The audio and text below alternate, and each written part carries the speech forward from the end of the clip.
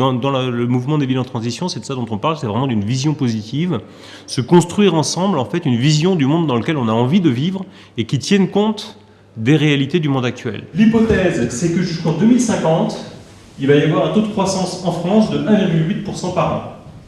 Vous agrégez ça, ça vous donne un doublement du PIB de la France à l'horizon 2050. Sur la même période, on vous dit il faut diviser par 2 la consommation d'énergie de la France. Consommation d'énergie finale, d'accord? C'est dans les années 60 qu'on a fait les plus grosses découvertes de pétrole, et depuis, les découvertes diminuent. Malgré tout ce que vous pouvez entendre à la télé et à la radio, d'accord? 2013-2014, c'est les années où l'industrie pétrolière a découvert le moins de pétrole depuis 60 ans.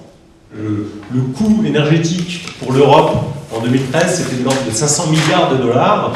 Et du coup, forcément, la consommation est en berne. Et donc, à ce moment-là, on se retrouve avec une surproduction.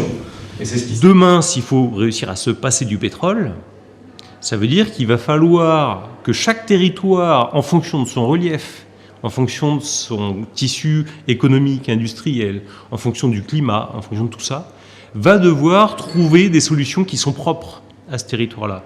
Donc l'idée de la transition là-dedans, c'est de se dire comment je peux trouver une autre manière d'être heureux, avoir une vision positive de l'avenir, alors même qu'on m'explique que je suis confronté à des limites et que l'habitude jacobine qu'on a un petit peu, où on attend de l'État qui prenne les bonnes décisions pour tout le monde, arrive à son terme, mais ça doit faire partie de ce principe de transition, de faire en sorte que les gens se rassemblent et qu'ensemble, ils construisent cette vision positive. Du coup, tous les jours, on est ballotté entre le fait de se dire « j'ai compris que ça n'allait plus, mais pourtant, ce que je fais n'est pas en cohérence avec ce que j'ai compris ».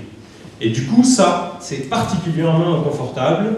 Et du coup, des fois, ça dure très longtemps d'ailleurs, cette période-là. Il y en a, ça fait 40 ans qu'ils ont compris le problème et puis qu'ils ne changent rien parce que juste, ils ne voient pas la sortie.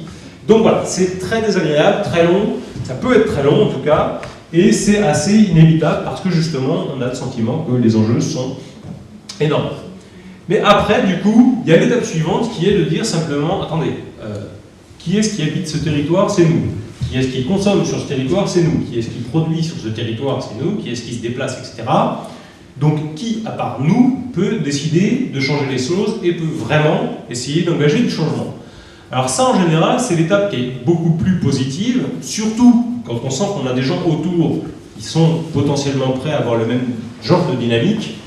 Et à partir de ce moment-là, effectivement, il y a le côté extrêmement positif de dire, eh bien, puisqu'il n'y a que nous qui pouvons changer les choses, on va se relever les manches et puis on va y aller. Et à ce moment-là, on commence à prendre du plaisir dans la vision du changement, dans l'idée même d'engager une transition, parce qu'on a compris que non seulement c'était inévitable, que non seulement c'était que nous qui pouvions le faire, et qu'en plus, nous pouvions simplement le faire. Ça fait des décennies que les mouvements écologistes aussi se fondent sur des luttes. Alors bien sûr, il y a l'écologie politique qui est dans la proposition, mais il y a énormément d'écologistes qui sont surtout dans la lutte antinucléaire, la lutte anti-OGM, la lutte anti-produits chimiques, etc., anti-aéroports, en fait des luttes légitimes.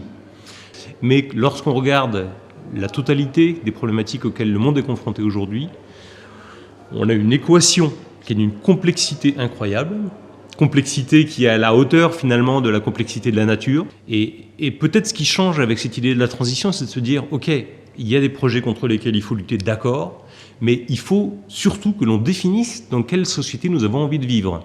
Et c'est peut-être ça qui change aujourd'hui, notamment avec les mouvements de transition, les colibris et tout ça, c'est le fait de se projeter dans l'avenir et de se dire, dans quel monde nous avons envie de vivre. Et donc, on se rend compte que, vu la complexité du problème, on ne pourra pas faire autrement que imaginer un nouveau mode de fonctionnement. Et il n'y aura pas une solution technologique, et pourtant, voilà, je suis ingénieur des mines, donc je pourrais avoir cette idéologie de dire la technique, la science va résoudre nos problèmes.